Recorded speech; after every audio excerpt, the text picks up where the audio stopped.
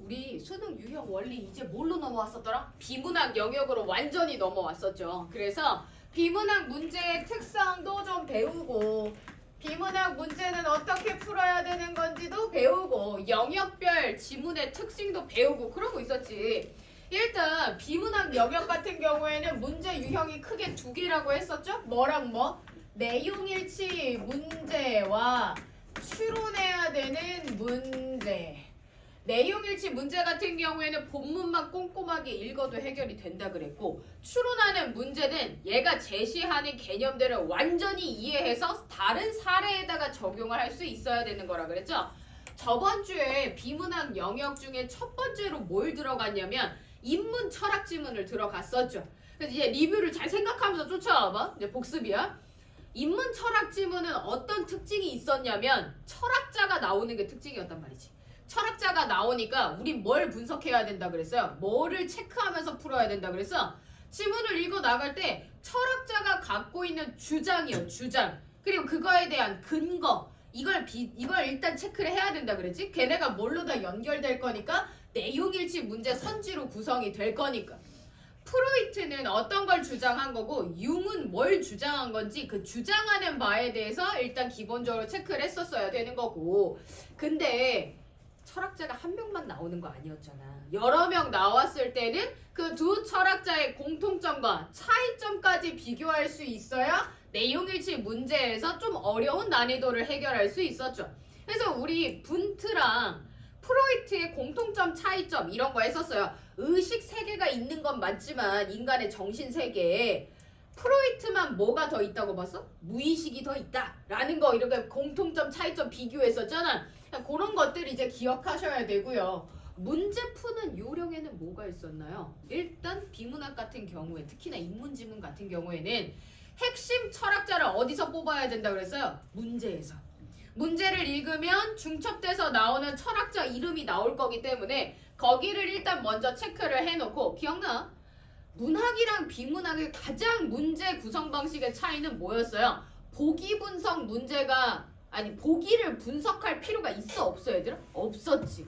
문학은 보기를 반드시 분석을 사전에 했어야 되지만 비문학은 그럴 필요가 없었다는 게 특징이었죠. 그러면서 뭘 했어야 되나요? 본문으로 들어갔을 때 가나 지문이 있으면 가나 둘 다 읽고 문제 해결하라고 해서 가만 읽고 일단 해결할 수 있는 거 먼저 해결하라고 해서 먼저 해결할 수 있는 건 먼저 보라고 했죠. 전체 통으로 읽는 거 아니고. 여기까지 기억나? 이게 이제 인문철학 지문에서 우리가 배웠던 내용이고요. 오늘은 좀 영역을 바꿔봅시다. 어느 영역으로 들어올 거냐면 사회 지문으로 넘어올 거예요. 그리고 각각 법과 경제 지문이 이곳에 들어가 있습니다. 법과 경제 지문이 여기에 이제 포함이 되어 있는데 일단 법 지문 같은 경우에는 뭐가 포인트냐면 경제 지문도 뭐가 포인트냐면 어려워. 그러니까 사회 지문이 일단 모의고사에 나왔다? 어려워요. 왜 그러냐면 둘 다 이걸 써요. 전문 용어. 법률 용어를 쓰고 경제 용어를 쓴단 말이야? 아니 근데 우리가 법 전문가도 아니고 경제 전문가도 아니잖아. 그러니 본문 안에 나와 있는 그 용어들이 너무 낯설어. 그리고 100% 이해가 안 돼. 그러다 보니까 이 영역의 난이도가 좀 올라가게 돼. 자 그러면 법지문 같은 경우에는 뭐를 좀 더 들여다 봐 주셔야 되냐. 법지문 같은 경우에는 얘는 조건을 좀 세분화할 수 있어야 돼. 용어에 매몰되는 게 아니라 이것은 이렇게 이것을 의미한다라고 나와 있으면 단순한 정의로 받아들이는 게 아니라 법을 조건화 시킬 수 있어야 되고요. 경제 지문은 놀랍게도 이게 필요해. 배경 지식이요. 뭐야? 그럼 공부를 따로 해야 된다는 말씀이세요? 아니! 국어에서 다루는 경제 지식은 굉장히 라이트하기 때문에 딱 딴 거 필요 없고 다른 영역은 이렇게 얘기 안 하지 얘들아. 아, 인문 영역에서 예를 들면 제가 이런 얘기하면 사기꾼이에요. 자, 인문 영역 잘 풀려면 프로이트랑 융이랑 분트의 기본 개념을 아셔야 됩니다. 이러면서 이걸 외우래. 그럼 미친 짓이지 얘들아. 왜냐면 그거 다시 변형해서 나오면 어떻게 할 거야. 예를 들면 이런 거지. 우리는 프로이트가 무의식의 세계를 강조를 했다는 걸 알고 있다고 쳐. 무의식에는 원초와 초자, 자 이런 게 있다고 쳐. 근데 본문에는 막상 뭐가 나올 수 있어? 근데 프로이트의 이러한 의견에 대해서 다르게 해석한 것이 있다. 이렇게 나오면 아무 의미 없는 거 아니야? 그렇다고 그걸 다 배워? 그럴 수도 없는 거 아니야? 그래서 사실 다른 영역은 배경 지식이 진짜 필요가 없어. 근데 얘는 필요가 있어. 얘는 안 바뀌어. 경제 지문의 기본적인 메커니즘은 똑같기 때문에 얘에 대한 배경 지식은 좀 필요한 편입니다. 그래서 쌤이랑 오늘 이 두 지문 중에서 법 지문의 기본과 그다음에 경제 지문의 기본을 좀 해볼 건데 어려워요. 네가 둘 다 고1 3월 모의고사 지문이거든요. 근데 그때 1등급 컷이 80이었단다 얘들아. 80. 올해 불수능이어서 1등급 컷 몇이지 얘들아? 83? 이렇거든요. 그러니까 너무 어려운 지문이었지. 고1 첫 면회가 3월 모의고사 때 이 정도 해결할 수 있어야 된다는 거야. 되게 어려운 거. 일단 1번 문제만 한번 풀어볼게요. 자, 50페이지에 1번 문제만 한번 풀어보도록 할게. 이게 아주 기본적인 문제거든요. 아주 기본적인 법률 지문의 문제. 해볼게. 얘들아 시간은 좀 여유 있게. 8분? 한 문제 풀 거니까.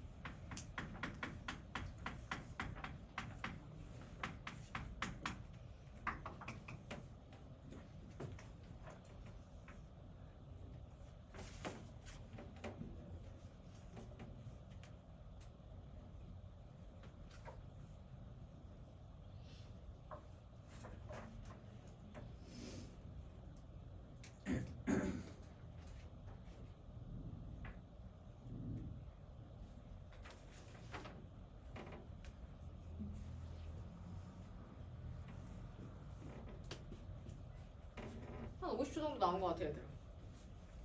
남은 문제도 풀어보면 좋겠죠? 다 풀어본 친구들은 어차피 과제로 나갈 거니까.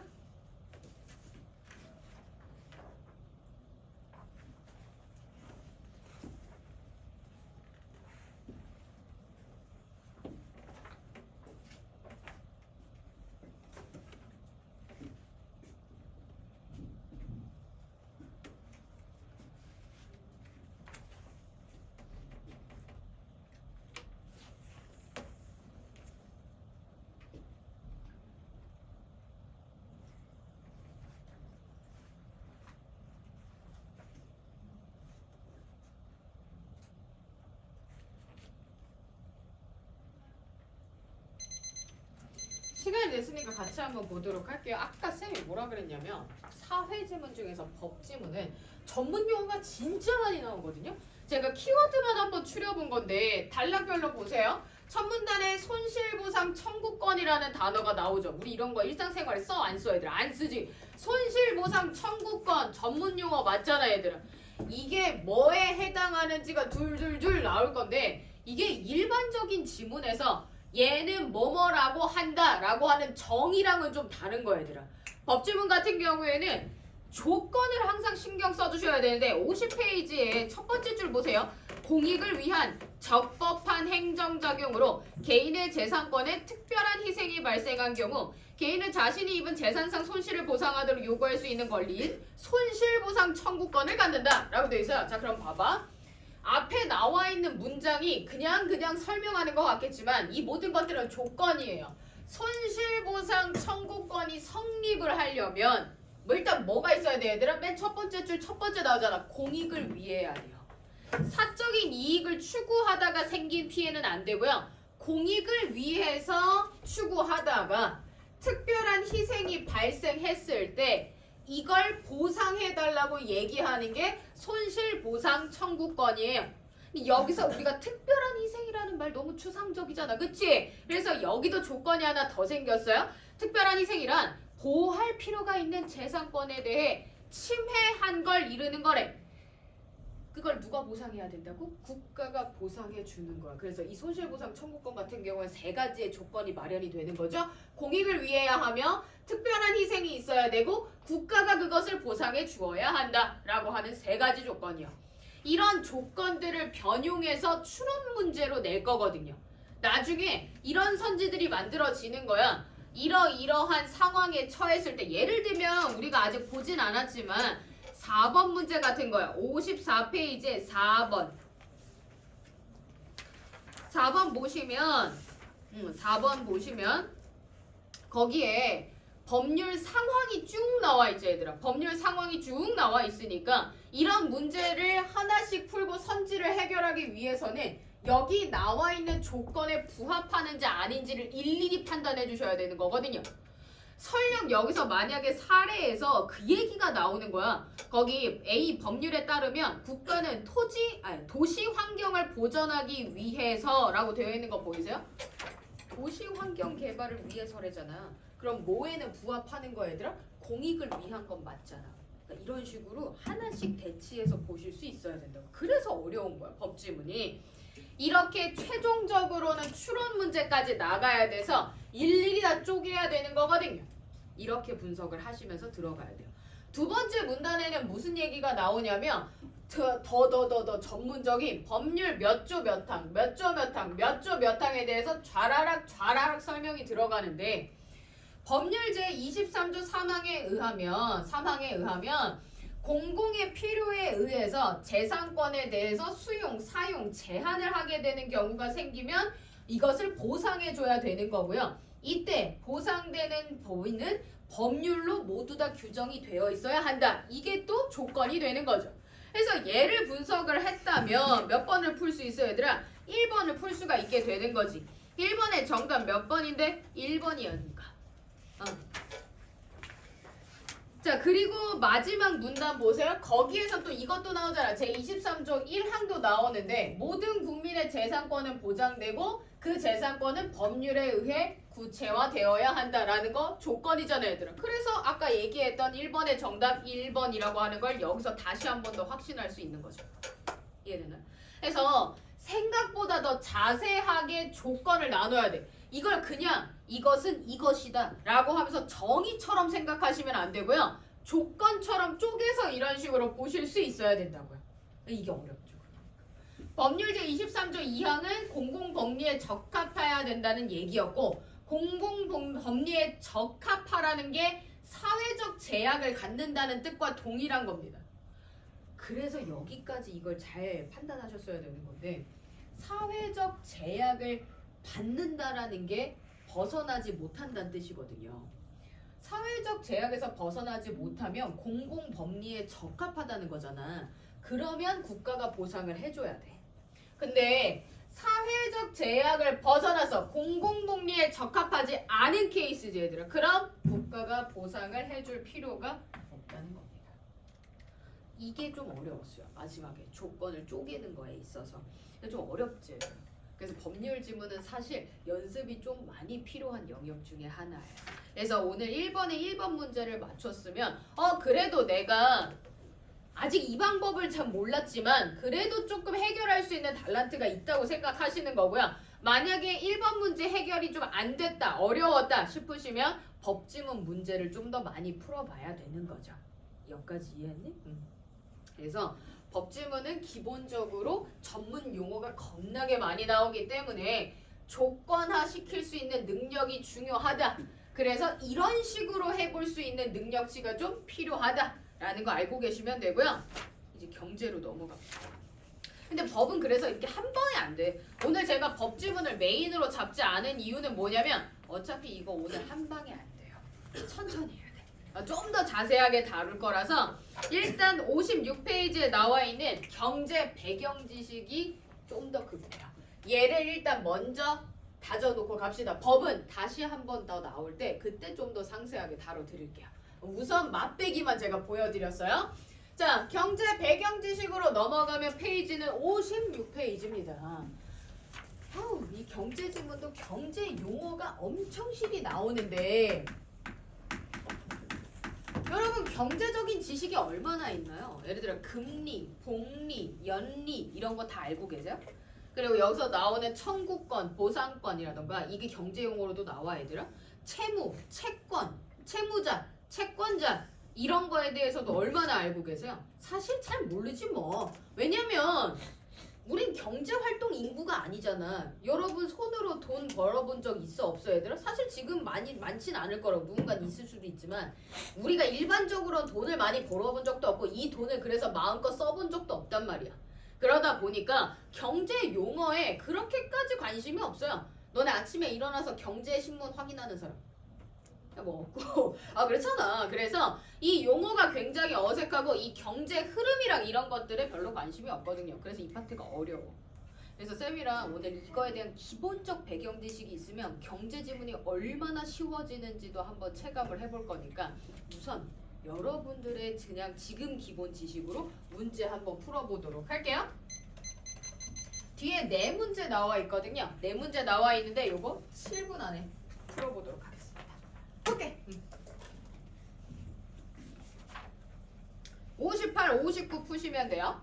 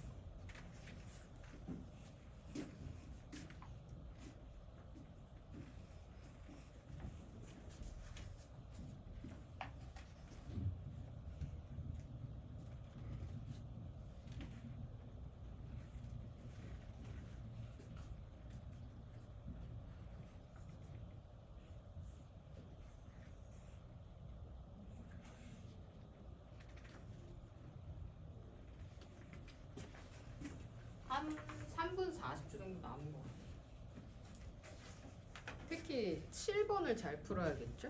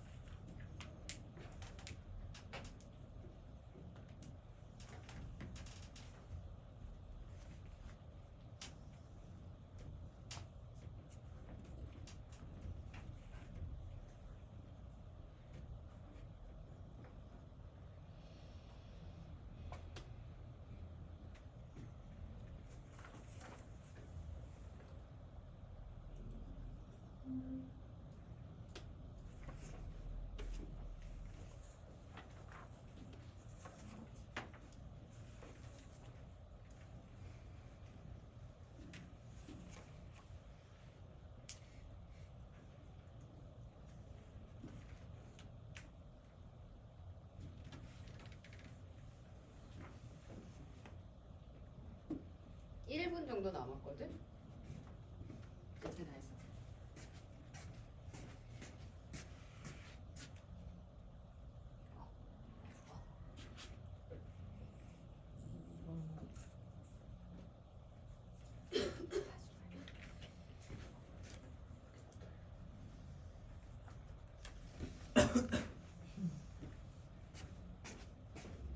다음 주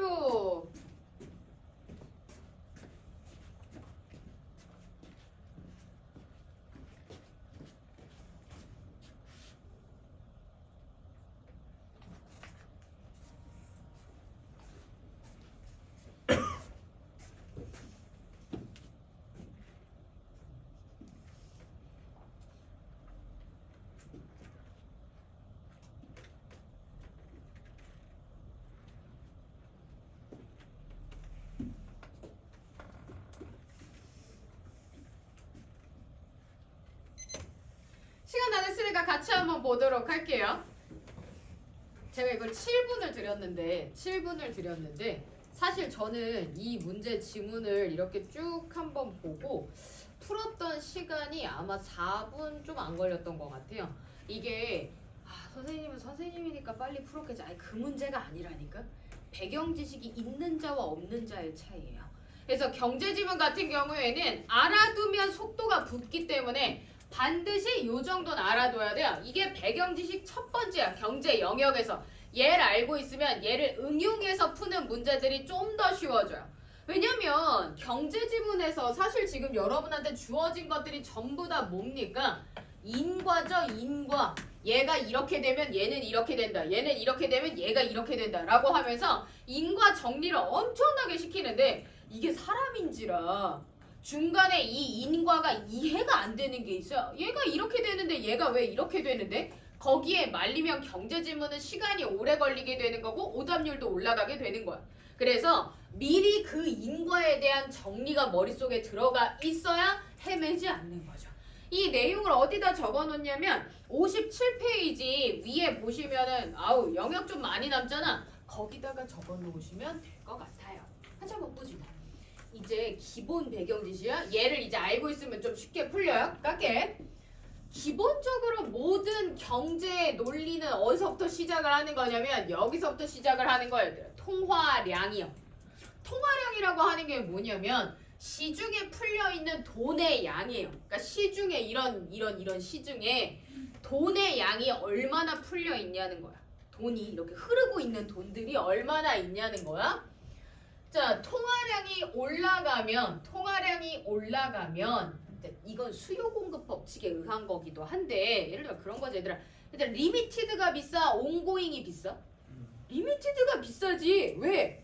걔는 물건이 한정되어 있기 때문에 물건의 개수가 얼마 없기 때문에 원하는 사람은 많고 이 매찰 하나밖에 없잖아. 그래서 가치가 올라가게 되죠. 그럼 반대로 얘들아. 너무 널려 있어. 그럼 그거에 대한 가치는 어떻게 되는 건데? 떨어지게 되는 거지. 왜냐면 언제든지 쉽게 구할 수 있으니까. 그럼 다시 여기다 적용시켜봐. 통화량이 올라가면 돈의 양이 많아지는 거죠.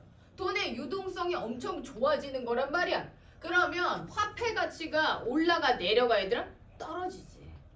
우리나라 화폐 가치는 떨어지게 되는 거야. 그럼 무슨 일이 일어나냐? 물가가 오르기 시작해요. 이게 무슨 현상이냐면 화폐 가치가 떨어졌다는 그거야. 원래는 내가 마이쮸 하나를 사 먹으려면 1,000원짜리 한 장만 들고 가면 바꿔줬다고 마이쮸랑. 근데 화폐 가치가 떨어졌기 때문에 지금은 1,000원에다가 동전 2개까지 더 갖고 가야 마이쮸 하나랑 바꿔주는 거죠.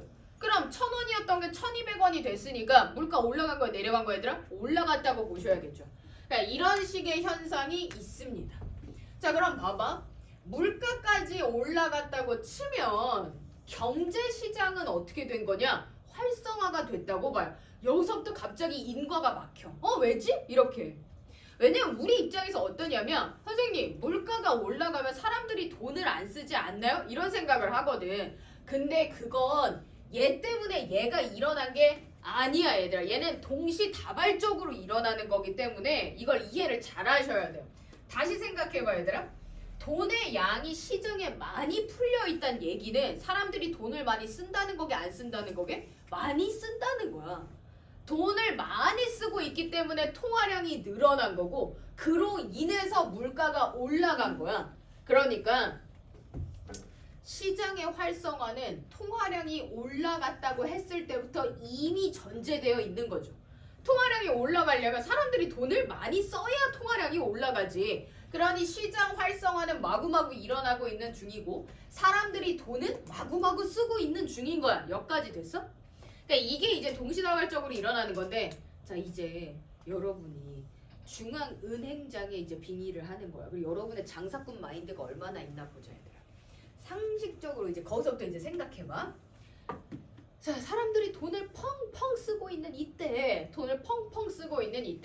우리 은행은 사람들에게 우리 은행으로 돈을 가지고 오라고 하는 게 맞을까? 아니면 돈을 더 쓰게 하는 게 맞을까?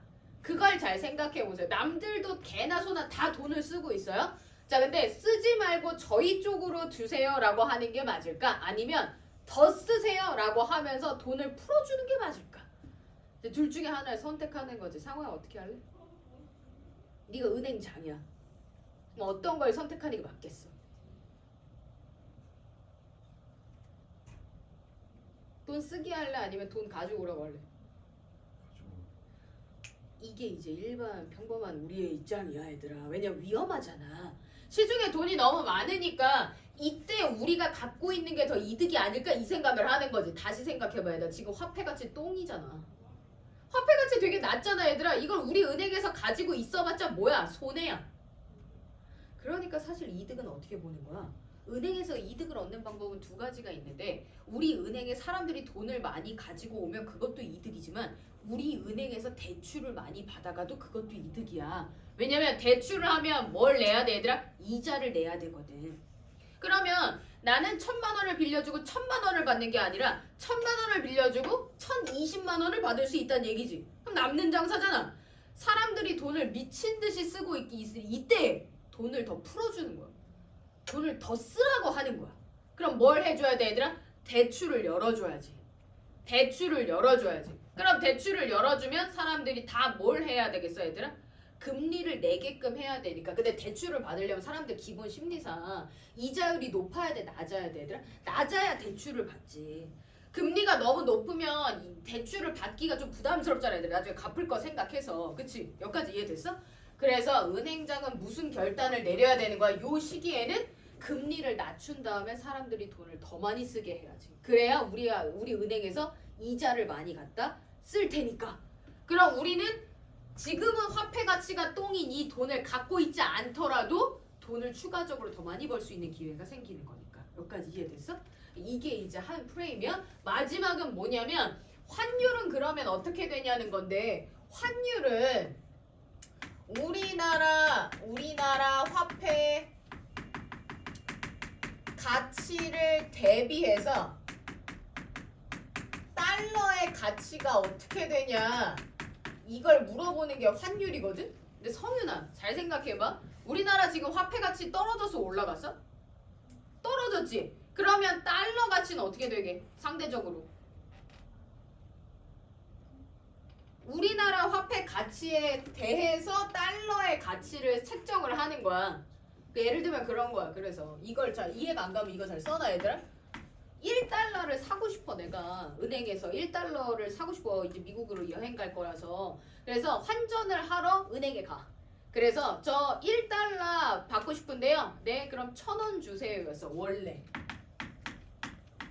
원래 그랬어 얘들아. 근데 저번 달엔 그랬거든. 근데 이번 달에 가서 저 1달러 바꾸고 싶은데요. 네, 그럼 1,200원 주세요. 라고 이야기를 하고 있는 거지 지금. 우리나라 화폐 가치는 떨어졌지만 환율은 어떻게 된 거야 얘들아? 올라간 거야. 여기까지 이해됐어? 자, 우리나라 화폐 가치는 떨어졌지만 가격 자체는 달러가 지금 더 비싸진 거지. 그러니까. 그래서 이건 달러 값이야. 환율은 달러를 기준으로 하는 거, 우리나라 화폐 가치를 기준으로 한 게 아니라. 여기까지 이해됐어? 이런 게 이제 한 큐로 이제 들어가 있으면 아주 쉽게 볼래? 이게 머릿속에 있으면 7번 같은 게 30초 컷이지 얘들아. 봐봐. 국가의 통화정책이 정상적으로 작동이 될 때 중앙은행이 기준금리를 만약에 얘들아 올렸다 치자. 기준금리를 올렸어. 그럼 어떤 현상이 발생하나요? 이거 다 역으로 발생시키면 되지 얘들아. 금리를 올리면 물가는 내려가요. 자, 금리를 올리면 물가가 내려가. 사람들이 돈을 써 안 써 얘들아? 안 써. 소비 시장이 위축돼. 통화량이 줄어. 화폐 가치는 그래서 올라가. 환율은 떨어져. 이제 이렇게 되는 거지.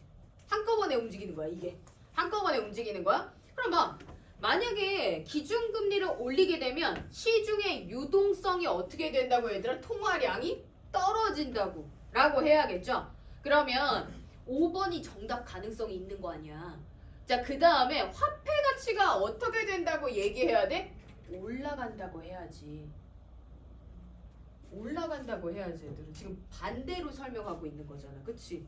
그러니까 5번 정답이 아니야? 아니야. 그러면 일단 내리면에서 정답이 나온다고 볼 수 있겠지? 그 내리면을 넣어보는 거지. 자, 중앙은행이 기준금리를 내리면 어떻게 되나요? 기준금리를 내리면 이 현상이 다 같이 동시다발적으로 일어나는 거니까 시중 유동성이 어떻게 돼요 얘들아? 올라가요.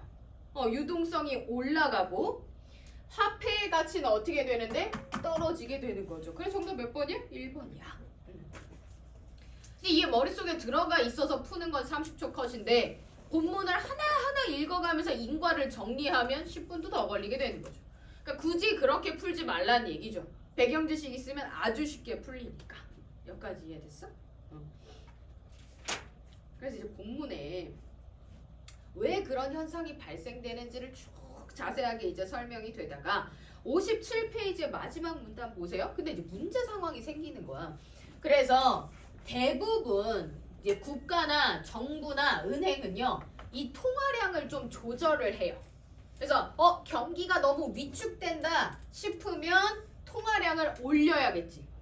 통화량. 그러니까 막 은행에서 돈도 막 찍어내고요. 시중에 사람들이 돈을 막 쓸 수 있게끔 할인 행사 같은 것도 좀 많이 하는 편이고 돈을 쓰게끔 정부에서 막 유도를 해.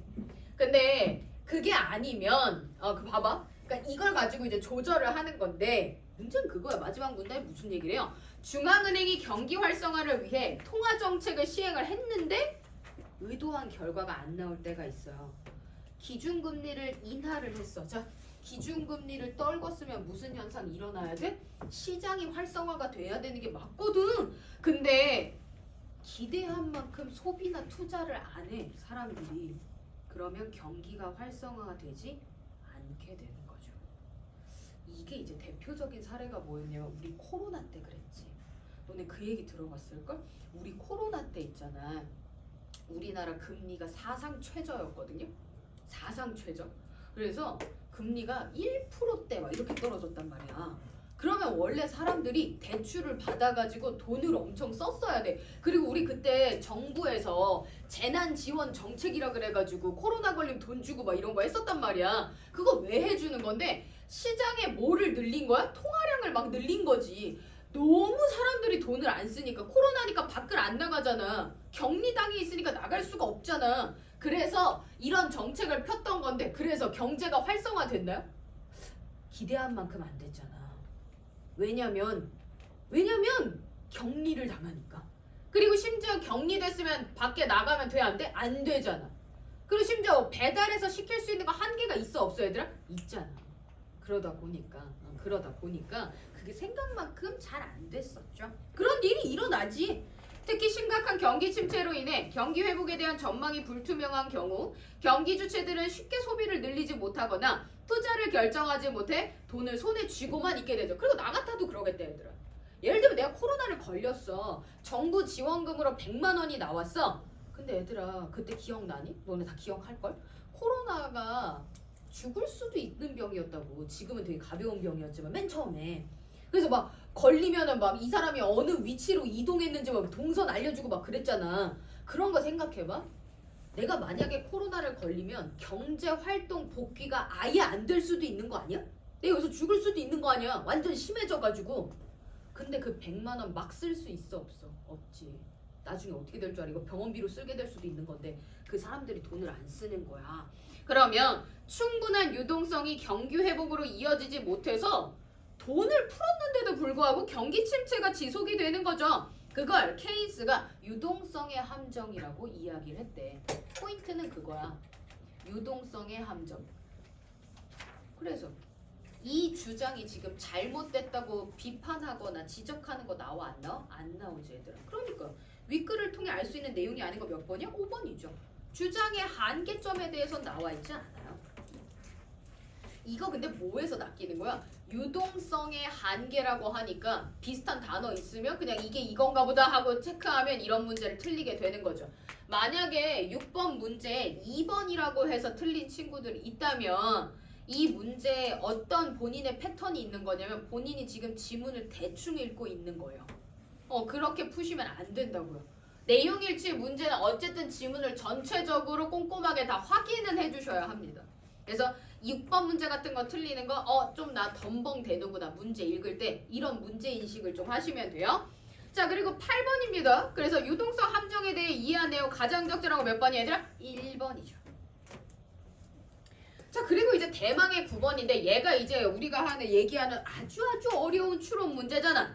볼게요. 금융당국이 빅스텝을 단행했답니다. 금융당국은 오늘 빅스텝을 단행했는데 빅스텝이 뭐냐면 밑줄 기준금리를 0.5% 한꺼번에 올리기래. 와우. 그럼 봐봐. 금리를 올리게 되면 소비량 떨어져요. 시장 활성화 안 돼요. 물가 내려가요. 화폐 가치 올라가요. 통화량 내려가요. 이렇게 가는 거지. 한꺼번에 가는 거야. 자 그럼 봐. 투자자 입장에선 부동산의 가격이 하락할 수 있다. 이거 맞아 아니야 얘들아? 맞지. 물가잖아. 부동산 가격 물가잖아 얘들아.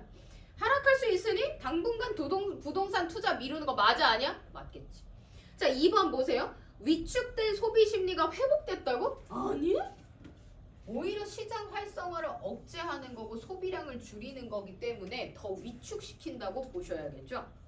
그래서 물가가 지금보다 오를 수 있다고 되어 있는데 아니지. 물가는 어떻게 될 거야 얘들아? 떨어지게 될 거야. 금리가 올라가면. 근데 이걸 봐봐. 본문을 읽고 그 자리에서 이해하긴 사실상 쉽지가 않단 말이야. 그러니까 미리 공부를 좀 해놓는다고 보시면 되겠죠. 근데 자동차 구매 시기를 앞당기는 건 맞긴 맞겠지 얘들아. 왜냐면 금리가 올라가면 어떻게 되는데 물가가 떨어지니까 값이 좀 싸질 거 아니야. 자동차는 이때 사야 되는 게 맞긴 하죠. 자, 그 다음에 3번 봐. 대출을 통해 자금을 확보하는 게 부담스러울 수 있으니, 그치, 금리가 올라갔으니까 대출 받으면 돼, 안 돼? 안 되는 거지. 자, 그 다음에 4번. 당분간 우리 공장에서 생산한 부품에 대한 수요가 줄 수 있다. 네, 수요가 준다는 거 얘들아. 밑줄 쳐봐. 소비량이 준다는 거와 동일한 말이죠. 자, 그 다음에 은행원. 시중은행에 저축하는 사람들이 늘 수 있다. 이거 맞지? 금리가 올라갔으니까 사람들이 이자를 받으려고 돈을 더 투자할 거니까. 그래서 다양한 상품을 개발하여 고객을 유치해야겠다. 맞는 얘기가 되는 거죠. 훨씬 더 매끄럽게 이해되죠. 본문을 그냥 덤벙 읽는 것보다. 그래서 경제지문 같은 경우 이런 것처럼 완전한 경제 지식 하나가 머릿속에 빵 하고 박혀 있으면 안 헷갈리고 능란하게 문제를 풀어낼 수가 있습니다. 아셨죠? 그래서 얘는 적어놓고 여러 번 다시 보고 계속 숙지할 수 있도록 합니다. 아유, 수고 많으셨습니다. 쉽게.